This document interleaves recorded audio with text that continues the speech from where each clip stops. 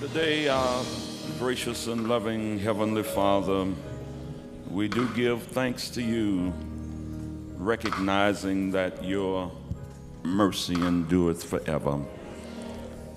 We pray, Lord, that even today, as your people have assembled by the thousands, even here, and those that have gathered in other houses of worship,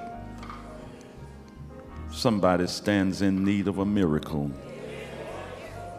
Somebody needs a touch of your healing presence. Lord, whatever it is, you are able to supply all of our needs according to your riches and glory. So now, Lord, if you just reach forth